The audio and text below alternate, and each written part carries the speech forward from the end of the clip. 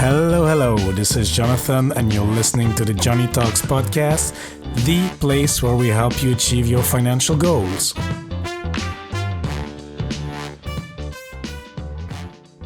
Hola, amigos. Hope you're having a great day wherever you are.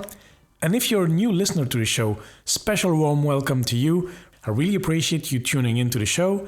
And if you're a returning listener, welcome back. I appreciate it even more. In today's episode, we will speak to my friend Kyle from The Impact Investor. Impact investing, along with ESG investing and socially responsible investing, are terms you may have heard of lately.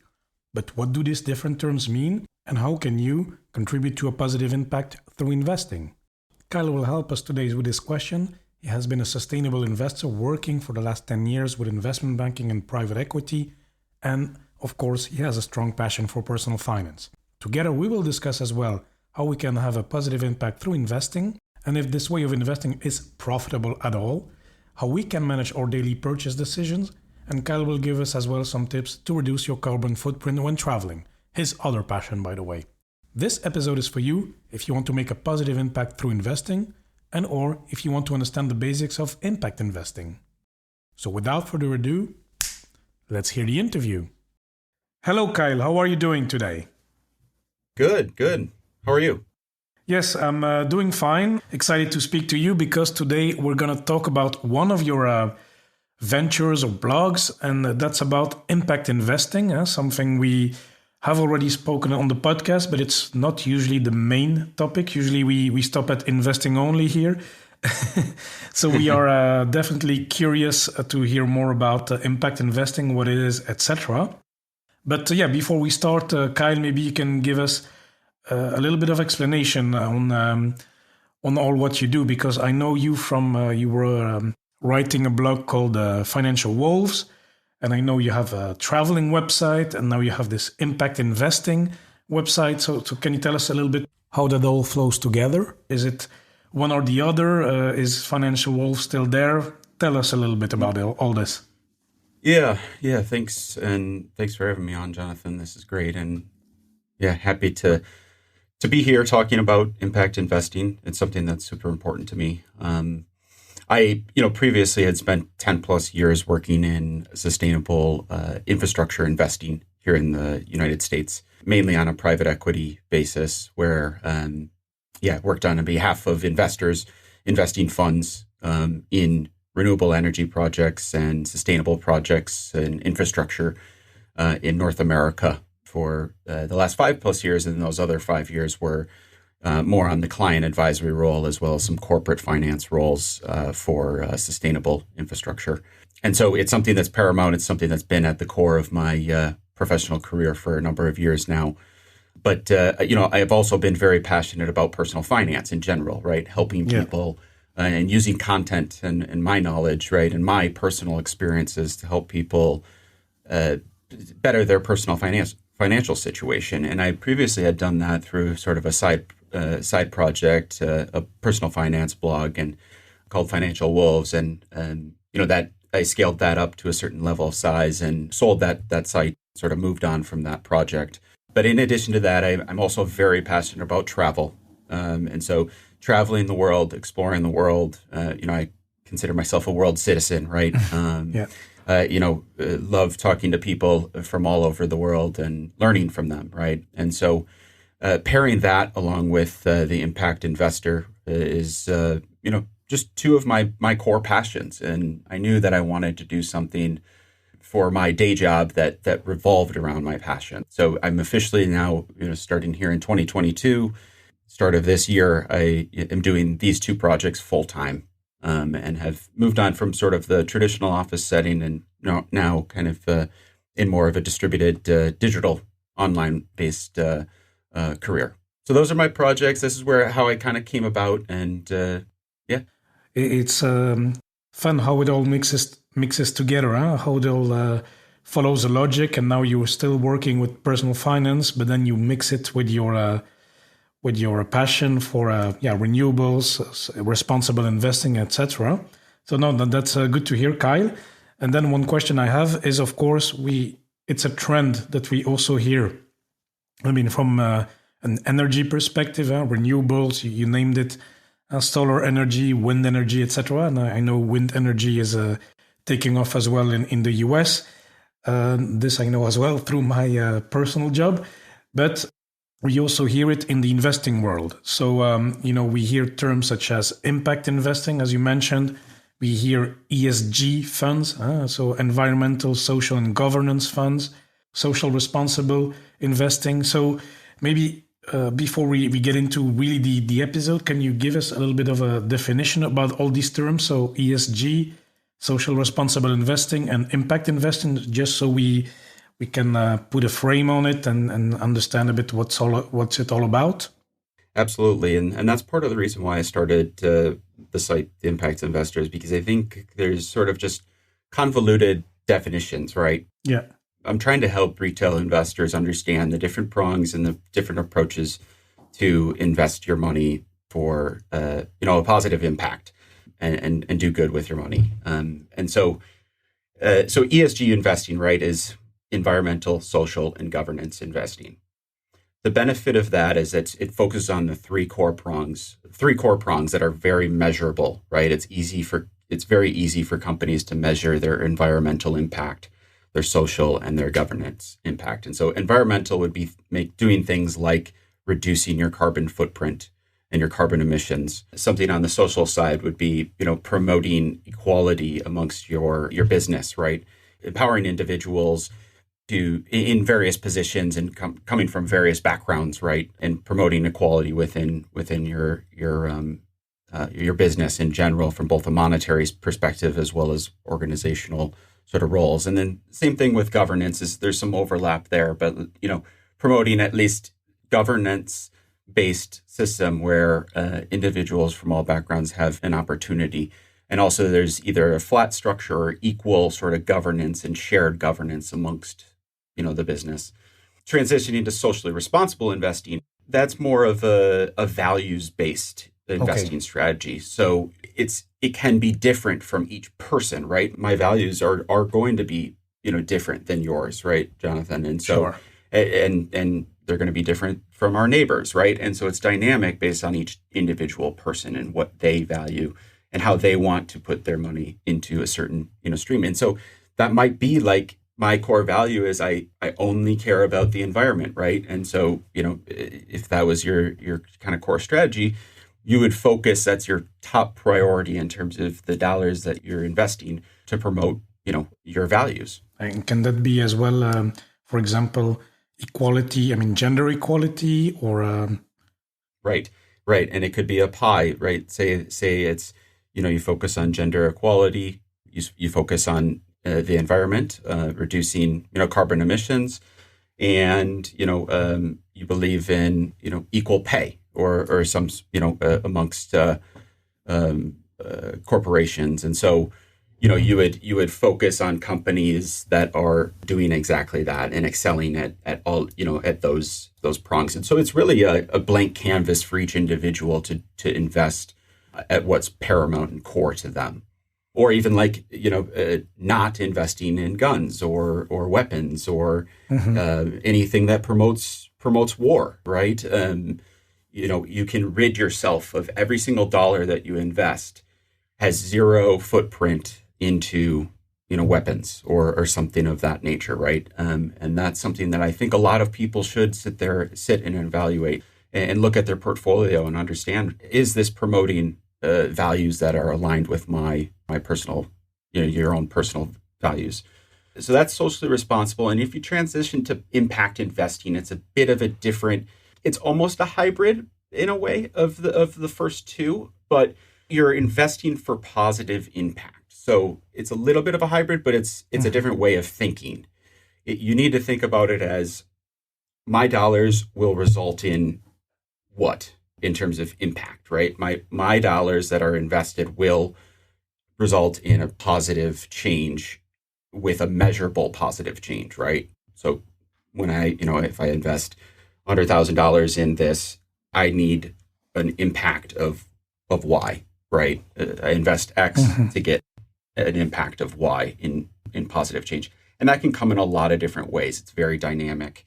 It can be based on values, but it also can be based on very measurable things like carbon emissions or reducing your carbon footprint. It can be, but as long as it's very measurable, that's your goal, right? You need to be able to tie your dollars to some form of positive impact. And I think a lot of people, sort of a myth with impact investing is that, in my opinion, is that you're not focused on financial return. I think there's a way out there that you can pair a financial return together with positive impact. You shouldn't have to, they're not discrete. There's a world that exists where both of those can happen. Yes, it's part of a later question I have. So we'll come back to returns and profits later on. What we have heard a lot here in Europe, at least, is that ESG investing in the banks, in financial institutions, I mean, this is coming up a lot since 2-3 last years and even before. But it's really, I mean, it's becoming a trend. And then there's a lot of, how can I say, questions about, is this fund really following the ESG criteria, etc. So how can we, for example, if I want to invest, let's say in a ESG ETF, for example, or in a ESG friendly company, how can I find out about this? I mean, because I'm listening to this episode and I'm thinking, yes, I want to invest with an impact. How can I do this? I think, the best spot is different resources similar to the impact investor and the content that we're producing. But not just us, right? There's rating agencies. I think you need to do your own personal evaluation of each rating agency and their performance, their reputability, reliability, and sort of even approach, right? Those can be resources. MSCI is one, right? Morningstar. There's even Sustainalytics. There's plenty of different ratings groups and analytics-based organizations that are providing good information on what is truly sustainable or even values based. And so use those as a resource to start learning about what makes a company better positioned for your values or your positive impact relative to others. It can be discrete between each company, right? Or industry. I mean, certain industries, there's significant challenges to deal with just for one prong of something. For environmental, right?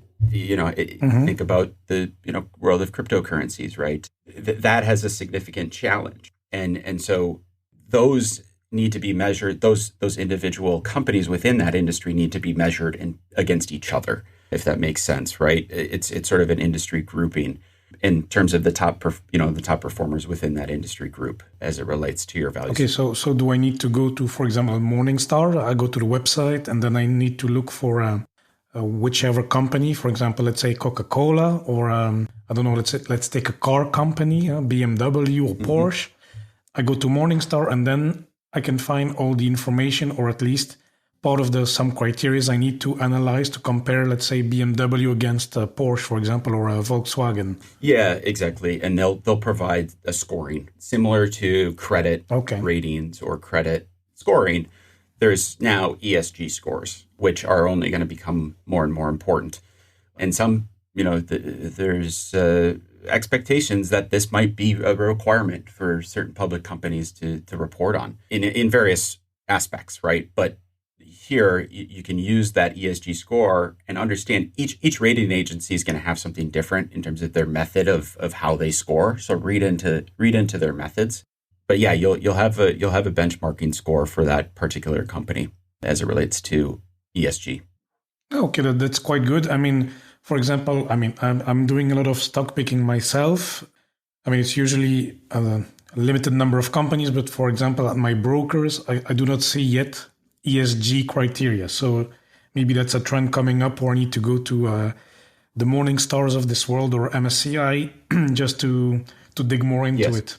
Yeah, and they'll provide a list of different funds. We have Impact Investor. We have a list of funds that are best suited for ESG. So there's a number of ETFs that are will be the S&P 500 X that are remove out any carbon based companies, right, or significantly carbon based companies. And so there are ETFs and funds out there that are being positioned to, remove out anything that is, detrimental to your ESG goals or buildup. And there's a ton of products out there now for funds all across the board on ETFs, mutual funds, bond funds, et cetera. And there's only going to be more of these type of products, in my opinion, in the future. And so there's a lot to choose from, but use your your scanner. Talk to if you have a financial advisor, talk to them about this as well. And if you are in existing funds, you can always look at the prospectus and see what is actually in the fund. And then, and those top weighted type companies that it's invested in, you can look at those individual ESG scores for those companies to start doing your own buildup of like what your own personal exposure is to, ESG companies. No, that's excellent. I will have a look myself just to see. And do you see a difference in this ESG criteria? I mean, not the criteria themselves, but the approach between Europe or US, for example, or in the world, like in Asia Pacific. Is there a similar approach, or are we working at different speeds? There are certainly different approaches and working at different speeds. I certainly would say Europe is further advanced in terms of drawing a concrete sort of line, I guess, or being more critical of different ESG scoring and reporting by companies. But it is a vast ocean, really, of it seems like there's a new reporting agency out there, every month that's doing this. Yeah, and so it varies across the board.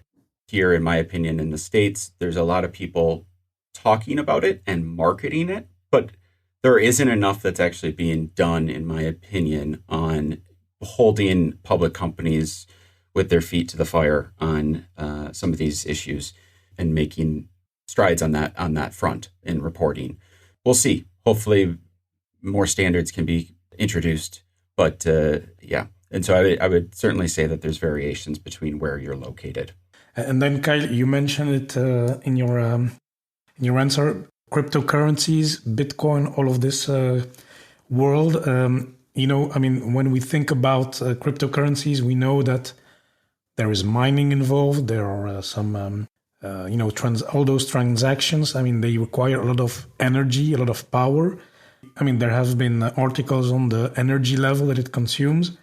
So can you tell us a little bit about that? And should this be excluded then from our investing portfolio based on impact investing or guidelines, or can we still keep it in? Yeah, it's something I've given a lot of thought to. It's personally, I do have exposure to various cryptocurrency, and they do consume a significant amount of energy. That being said, I envision a world where traditional cities and towns that have been very dominant, their entire community has been dominated by coal or some form of fossil fuels or natural resource consumption. Those towns here in the States have been decimated by jobs and the shutdown of coal. And I'm not saying that mining should go into those towns and restart a coal plant.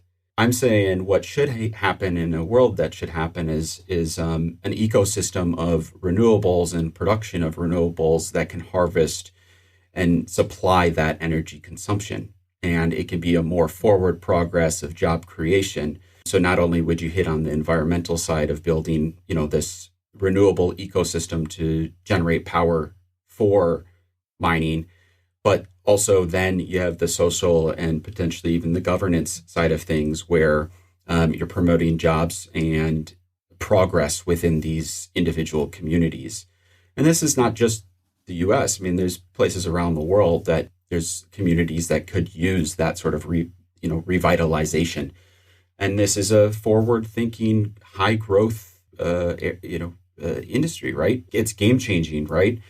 And this could be something that can empower communities to really revamp and reshape the way they do business. And so I think there's a significant opportunity there. It's very hard to solve for that opportunity, though. I think people need to put the underlying miners accountable to be doing the right way, not the lowest cost because it drives more, profit for them, but something that can be a shared ecosystem amongst everyone. And I think that's what's been at the core of cryptocurrency is where they've excelled is really that governance side of things, sort of that shared economy. It's Web 3.0, where, everyone's distributed and shares in the profit amongst everyone.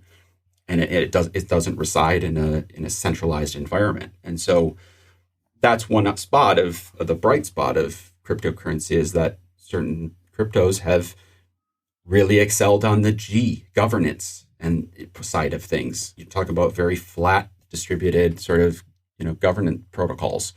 And so that's something that is my approach. I envision a world that renewables and that environmental side of things does not have to be coal-based or carbon-based. The only way we can get there is by the people investing in it, throwing their hands up and saying that this is not okay and not supporting that and doing whatever you can to position it in the most sustainable light. This is most sustainable way. Sorry. And then just to go back to crypto, are there some cryptocurrencies that are less energy consuming than others, or is it all very demanding? Yeah, there's certainly cryptocurrencies that are less energy intensive than sort of Bitcoin. There's a great example would be something like Cardano. There's Ethereum basically 2.0 is projected to consume 99% less energy. So whatever you can do that's in a proof of stake rather than proof of work concept, in supporting that, like that is what can progress a world where we're consuming less energy. And so I myself have, staked and supported Ethereum 2.0, given that it puts that ecosystem in a world where we don't need to rely on carbon. Okay, no, that's good. That's excellent. So there are still ways to do it. And Ethereum, I mean, it's from an investing point of view, it's still interesting. And talking about that, I think it's quite clear what impact investing is all about, and then ESG, and then social responsible investing. Now, all this investing, and we can do our research on, you named it, what's the name again? Morningstar and all these platforms. But is it all profitable? Because, I'm investing my hard-earned money. I want to become financially independent at some point in the end. And I'm happy to have an impact, a positive impact on the planet. But does it deliver me something? Do I get returns from it? Or, is it better to invest in, let's say, a gender equal company or I don't know, like an environment conscious company rather than any company? Is it better for my portfolio? I personally believe it is, right? I think sustainable investing is really about doing the right thing up front. It's not taking the shortcut way because it results in more profit, today. It's about doing the right thing that will harvest sustainable profits for the future, for the foreseeable future, right? So examples are the return on solar, the payback period might be longer than, taking the shortcut route for sure, but it's relying on a resource that the sun is not going anywhere for at least 100 million years, I think are the projections. It's not going anywhere. Okay, we're good. And yeah, I think we're good on that front. And so, right, and now you have solar that can last 30 years, right? You can size your solar generation to have no input, no resource consumption for 30 years, and that expense side of things is completely gone for 30 plus years. That's just one example. There's hundreds of different other ways, right? And so focusing and supporting people that think about it differently, think about the world differently, and not just they're looking for the quick answer, are people that are companies that are going to win out in the long run. We can't be patching up the world with Band-Aids. It needs to be done right from the onset with a number of different factors considered. And that means that you're also making very smart decisions about the way business is conducted. You're evaluating a lot of different things, right? What's the impact on, the aviary system or the bird ecosystem in your community if you're making an investment in a wind project, right? And so there's at the end of the day, it's about making decisions that will allow future generations to flourish as well. And that's what will win out at the end of the day, in my opinion. Yeah, no, I really like your answer. It's long-term perspective, which I'm a big, big stand. I mean, I stand for long-term every time. So no, that's really makes sense. You explain it very clearly. And then this is, we covered the investing side. So that's where you are specialized, Kyle. But then in our daily lives, when it comes to managing our money or purchase decisions, etc., in which way can we contribute to this? Let's say not impact investing, but impact purchasing or impact managing our money. How can we continue on this trend? Yeah, with less impactful. Not less impactful, but with small decisions actually. Mm-hmm. Yeah, it's a really good question. Something I think about all the time, and I want to kind of try to provide a perspective that's different than the investing side.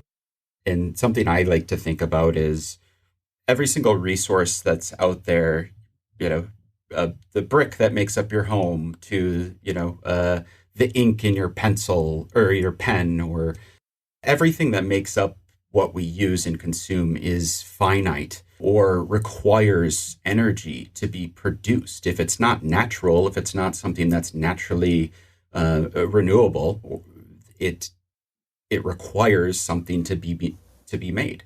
It requires a consumption of something on our planet to be made.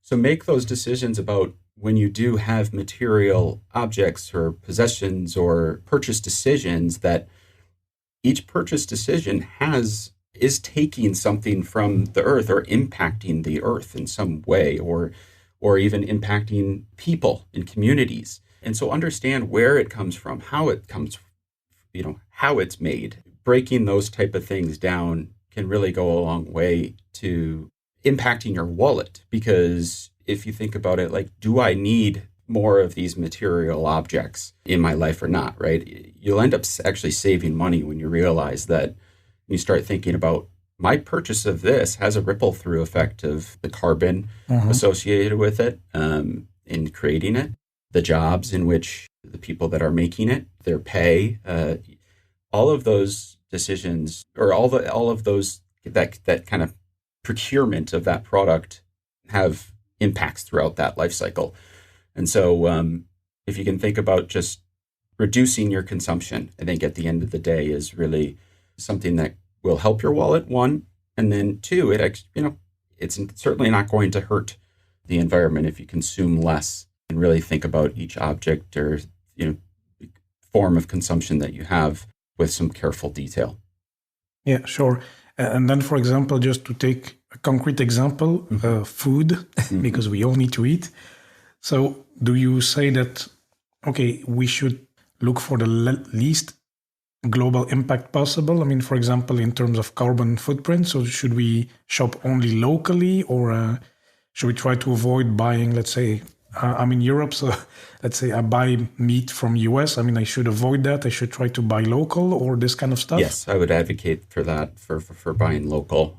One thing I certainly envy and appreciate when I visit Europe is that a lot more appreciation for that locality, the local procurement of different cheeses or meats or vegetables, and even those local food markets. So to the extent you can buy and support local curation, it helps not just the local farmers and local people curating the food, but also then reduces the length that it has to travel to get there, which has a carbon impact. Here in the States, right, California supplies way too much of the rest of our produce, right?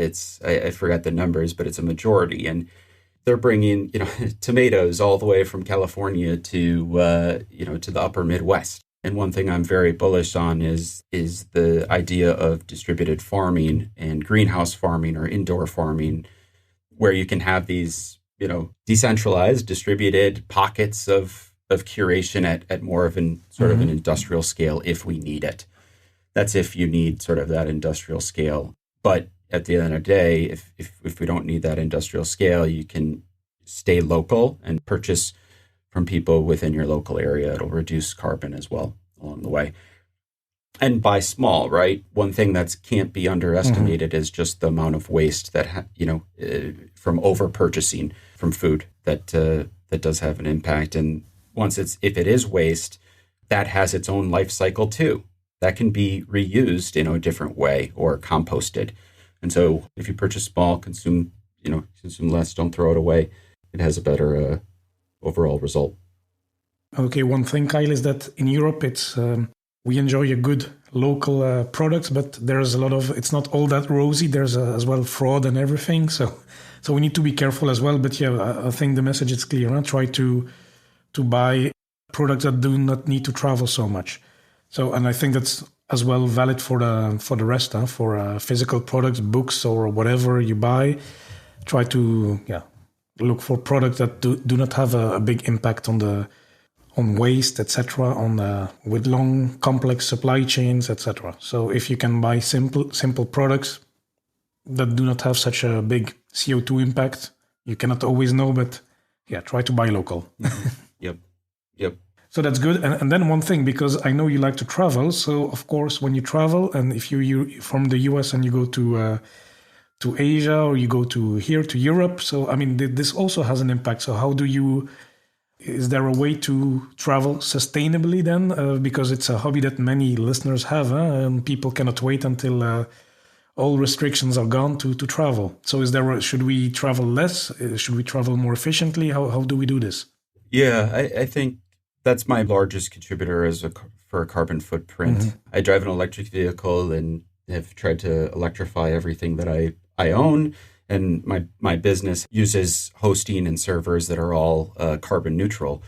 And so, but the one contributor is the major contributor for me is flights, right? And flying. And so what I try to do is take less flights. So, but do it. So like if I'm going to Europe, right, just take one direct flight to a central location in Europe rather than multiple unnecessary flights, like a connecting flight that's an hour when really I could take maybe a hour and a half or 2 hour train direct. So I've just this past summer spent about 8 weeks in Europe, and I flew just right into one central location of Amsterdam and then relied on train travel throughout a number of countries throughout Europe. And train travel, that's great, especially an electrified system, great way to reduce your carbon footprint with travel. And I wish the States here had, a more efficient system in that regard. Local transportation here in Minneapolis, we do have an electrified light rail system, which is efficient, and that's what I use to commute. Another way, right, if you do like driving or doing road trips, seriously consider at least a hybrid type vehicle, a vehicle that is efficient, fuel efficient if you do, need to stay with fuel, but also consider an electric vehicle. I did a few road trips in my electric vehicle, and it's very refreshing. You drive through a national park and just not having that gas and those emissions, it can be very cleansing mentally. So think about those type of things. And if you do take flights, one thing I would like to evaluate more is, purchasing carbon credits or carbon offsets to offset my, the carbon that my footprint leaves. So that's something that you can certainly do. And there's a number of different places that you can do that. Okay, no, very good, very good. That's these tips are excellent. I like the flying to a central place like you did in Amsterdam and then taking the train. So that's a good one. So Kyle, I think we came at the end of the show. So I want to thank you for all your valuable knowledge and experience that you brought to the show and the tips. These were excellent. I think everyone can use them. So thank you very much. But before I let you go, Kyle, we have, as you may know, always our 3 quick fire questions. So are you ready? Yes, I am. Okay, very good. So the number one question is, we talked a lot about investing. So what has been your best investment so far? Yeah, I think has been investing in myself, but not just taking the time to improve as a person. I think it's really been about putting the actual my own actual money into the things that can help me learn, save time, improve as a person, and even fail. I think that's a huge thing, right? If I put, my own true dollars into something and I fail at it, that can be that is a good thing. It gives me a chance to learn, not make the same mistake twice. And so really kind of investing my own dollars into me as a person and a business that is based on my passions and values is there's nothing more sort of valuable and rewarding than that, because at the end of the day, that is sustainable investing, socially responsible investing. And I took my own personal money to invest in things into my own job, really, to harvest my core passions.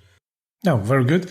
And then the number two question, I think it's a bit linked to the first one, but is there a book that you can recommend to anyone? Yeah, I'll give you a couple because it's always hard to say. Just pick one, right? I don't read all the time, but when I do read, I have a few set of books that are just sort of my staple, and they're almost like resources that I grab every once in a while. So they're not the most riveting books. They're not Harry Potter, right? But the first one is Benjamin Graham's Intelligent Investor. That's one where I really learned how to evaluate businesses and really how businesses can grow or find value in a business or position how a business is positioned for future success, as well as those boring accounting metrics to determine a company's profitability and stuff like that. But that was also Warren Buffett's kind of core book that he learned and had at his hand, and he ended up being just an okay investor. So I figured that I'd follow that and try to build a core of investing knowledge there. And then the other one is a book called Automate the Boring Stuff. It's more programming based and Python programming language based, but you end up learning a lot of different small things that can streamline your world and streamline what you do on a daily basis. And it, helps stimulate the thought process of, how can I make my life easier? And, we only have so much time on this planet. And so, make sure you do stuff efficiently. Yeah, no, very good. And then the last question, Kyle, is there a purchase below $100 that you can recommend to everyone? Yeah, well, I can point you to a book. It's it's a digital product. It was a book called Make Traffic Happen, which was it was an SEO oriented book I purchased, or it's not a book, I guess. It's more of a digital product. And that was the best purchase I made. It opened my eyes to this whole world of sort of like digital marketing and SEO and blogging and content. And I read it and I studied it as much as possible. And that ended up being a gateway for me to open my eyes to the world of sort of online entrepreneurship and building a business that, was based on my values. And so without that, I don't think I ever would have migrated from working in a traditional setting to, putting my own savings into making that investment in myself. So that really opened my eyes to that. And I learned a lot, and it was a valuable resource to help me build sort of something on my passion. Oh, very cool. And actually, the 3 fire question with you, it's actually 3 times investing in yourself in different ways, basically. Yep. No, very cool. So, Kyle, before we go, where can the listeners learn more about you, learn more about impact investing? Yeah, check out my website, theimpactinvestor.com. You can join my newsletter. There'll likely either be a form or a pop-up where you can join in my newsletter, where I'll share direct sort of personal experiences for sustainable investing, how to improve your sustainable investing goals, So you can interact with me directly through that channel. Yeah, feel free to join there. And then, if you want to hang out with me as I travel and explore the world, you can visit my travel blog via travelers.com. Okay, perfect. Well, Kyle, it was a pleasure to have you on, and I wish you a fantastic day further. Yeah, likewise. Thank you so much, Jonathan. It was great to chat. I hope that you enjoyed this episode and that you learned something from it. And if you found it useful, please make sure you share it with a friend, or you can also rate the show in your favorite podcast app. This will help the show to grow. So if you do so, thank you very much. And now let's go through the key takeaways for today. Number 1, ESG, SRI, and impact investing, a definition. So ESG investing, that is a type of investing that focuses on 3 core measurable prongs: the environmental impact, for example, carbon footprint; social impact, promoting equality amongst individuals; and governance, for example, a governance-based system where individuals from all backgrounds have an opportunity.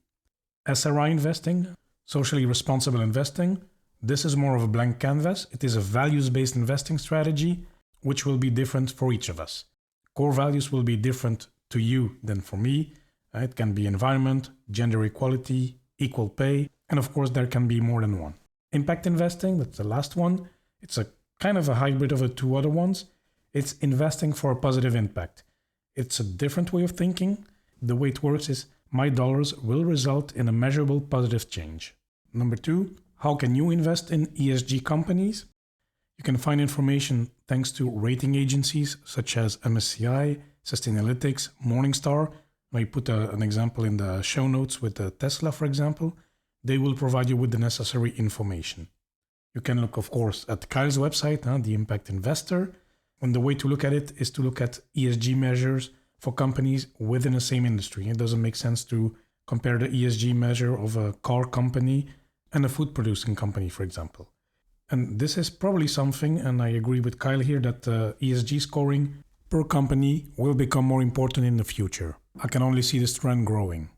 And then as well, what you can do is, if you're more into ETFs, well, there are ETFs suited for ESG, like for example, S&P 500 index funds without carbon-based companies, for example.